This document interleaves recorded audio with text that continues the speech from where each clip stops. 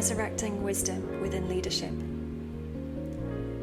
When it comes to wisdom, where can I even begin?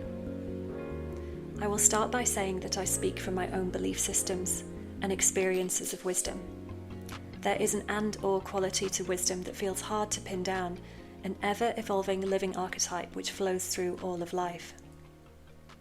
I don't want to assume that what I speak of here is universal, although I do believe there are universal themes within wisdom, which can be found in the ancient crevices of every society. Wisdom varies throughout cultures and can depend on many factors, including the age of the civilization, how it was conceived, how many of their practices and beliefs were inherently aligned with the natural ways of the earth, how their beliefs have developed, and how spiritually mature that culture is. Wisdom could currently look different in white Western countries such as the UK and the US to how it looks in certain parts of Africa, India, and the global South in general. Many of us in the West have been deliberately disconnected from our earth-honouring ways in favour of patriarchal colonial ideologies, which value greed, power, and domination over human lives and the dignity of all life on the planet. Sadly, these ideologies have now also spread to cultures where wisdom traditions were once held as the cornerstone of society.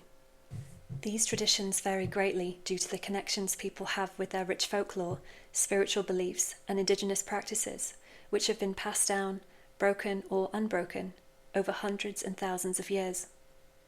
A people who have been detached from healthy community and from their true selves are generally going to find it harder to access their inherent wisdom than those who have grown up under the wise guidance of their elders, connecting them to ancient stories, indigenous practices, and earth-aligned beliefs. This is not to say, however, that wisdom is inaccessible to those of us who have not been raised in these environments. I would hazard a guess that most of us haven't. It's just that now wisdom must be accessed in a slightly different way, a way which involves our self-leadership and trust, one which connects us back to our own intuition in a culture which has tried so hard to sever us from it. Many of us were raised with older people who were not wise elders. We witnessed these people be given familial roles of authority which they abused, either through active harm or neglect. Growing up, I first experienced this with my paternal grandfather, whose constant criticism and threats of physical harm created a poisonous family culture, one where we all normalised that this was what eldership meant, that this was somehow what it looked like to know better, that being harmed was necessary for our growth and for our family. Even now, his behaviour is widely dismissed with a, just ignore it, that's just how he is. The thing is, others started to follow suit, traumatised by his behaviour yet devoid of a healthy role model. When unaddressed, this harm continues to trickle down through families in insidious ways and fractures us from each other and ourselves. Within diasporic families whose trajectory of the last few hundred years was dictated by the harm of colonial rule, this is common. How can elders within our families be expected to be connected to their inner wisdom when they've been so deeply disconnected from their own land, their culture, and their birthright? It is deeply painful. The acknowledgement of this can often be where wisdom emerges. In our grief for what we have lost, in the grief of what could be, and the kind of relationships we could have had with each other. Wisdom is not being afraid of our own pain. It is knowing that no matter how unbearable it may feel at the time, it will pass once it is truly felt and gently acknowledged. Wisdom is knowing that the pain will not kill us, even if, in those moments, it feels like it will never end. Wisdom is knowing that, in that deep and tender place, there is a part of us which longs to be remembered and held, and brought back to life. A part of us which was once lost. Wisdom is knowing that these parts of us are evergreen and simply went into hiding. Wisdom is learning how to see in those moments of darkness, uncertainty, and mystery. Why? Because we are faced with moments of darkness, uncertainty, and mystery in our everyday lives. We are asked to navigate incredibly challenging situations, not knowing the outcome. We are asked to surrender our trust to a larger force and to keep taking our next steps forward in the darkness, not knowing if our feet will land on solid ground. We are asked to build the bridge into the unknown only by walking it. This is what is continually asked of us with our families, our health, our finances, our relationships, our careers, our communities, and our planet. We are being asked to navigate uncertain times. And when we are afraid of being afraid, when we are afraid of the paralysis of pain. We ourselves become paralyzed, unable to take the next step. We become trapped in the fear of the unknown. It's my belief that many of the issues we face today is because we are afraid of facing our own pain, in the fear that it will consume us. In a desperate attempt to distract ourselves, we can fall into hedonistic escapism and addiction, a way to disconnect from what we perceive as a painful outer reality. Or we project our fears onto the people and the world around us, operating from a place of insecurity, which can cause us to unintentionally control, harm, and manipulate others in a need to feel some sense of safety. I am a consultant for leaders with a decade of leadership experience within organizations, but I am also a mystic, someone who surrenders to the mystery of life over and over again. This is different to the modern, whitewashed idea of the mystic that has been commodified in Western spiritual culture. It is not a brand or a graphic that is printed onto products to be sold en masse. It is a calling to meet life as it is, no matter how painful or uncertain it may feel. And it has been through this constant surrender to life that its multidimensionality has become even more real to me. Last year, I was diagnosed with Hodgkin's lymphoma. I chose not to read too much about it so that I could stay in my present experience with curiosity and openness, because it was happening anyway, and I wanted to choose how I met that reality. The collective terror and power of the C word had people caught in a paralysis that I was determined not to be sucked into. Immediately after my diagnosis, not knowing whether I would actually live or die, I released a video for those going through similar experiences, offering another perspective on it. My mother had died of leukemia at the age of 35, and I was now 36.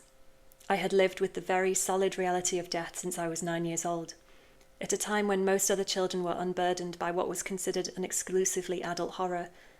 My very worst fear in this life had already been realized, and the only thing I could do was to face it or not. Even though I struggled to do so for many reasons, eventually, through the death of another close family member, I was invited to face myself and the agony of losing her. In those long weeks of facing my long-buried grief, I thought I too would die. But I didn't. I released it. I felt lighter. The world looked clearer. I had hope again. And through my years of deep diving into the true nature of death, I also came to know that it wasn't as scary as we are made to believe, that it was often more challenging to live than to die. Yet ironically, our lives were made challenging by our inherent fear of death, which lies at the root of most of our issues. People die, animals die, plants die, our dreams and expectations die, relationships die, institutions die. But there is more to this story than that.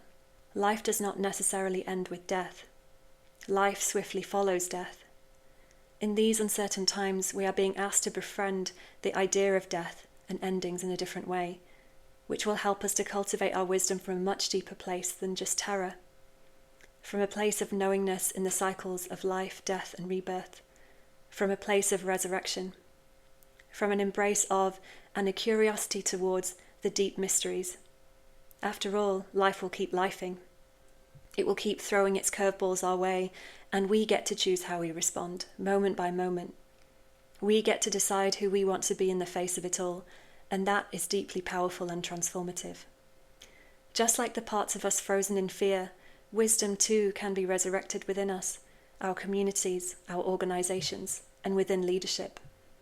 When the nature of life, which flows through every part of us, from families to organizations, is so deeply mysterious and uncertain, what qualities would we most need in someone who was stewarding us through that? Would it be someone who was fixed and rigid in their beliefs, in their leadership style, and who offered a my way or the highway approach?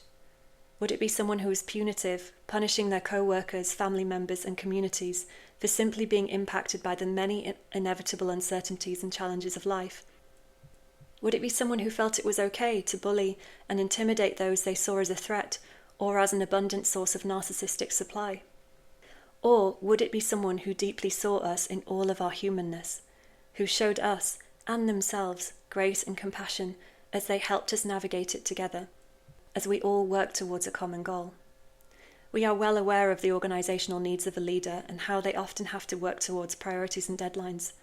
But when the essence of wisdom is lacking from these responsibilities, Leaders become fragmented from themselves and others, mechanical and suppressed. Life cannot flow. A wise leader understands the nature of life.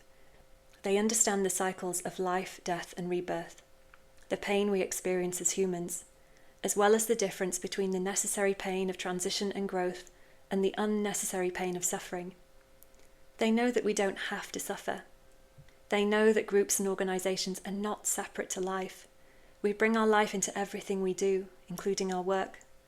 Wise leadership includes the courage, even in the face of fear, to address abuses of power, as where there is harm, life cannot flourish. We are part of the whole, and the whole is a part of us. Wise leaders know that love is not just passivity in the face of harm. Love is also ferocious in the face of inhumanity. It is being willing to lose something, be it rigidly held ideas, relationships, or ways of being, in order to protect and stand up for the dignity of ourselves and others, as well as this earth. It is being willing to let things die, and to be reborn in some other way, which we do not yet know. We do not yet know. This is to me what a wise leader might say when faced with challenge, rather than scrambling for an answer which rises from the panic and pressure to know everything. We do not yet know, but let's take the next right step. Let's see. Let's remain curious and open to the possibilities, some of which we do not yet know, and that's okay. Thank you all so much for listening to this episode of How We Lead. Until next time, take care of yourselves and each other.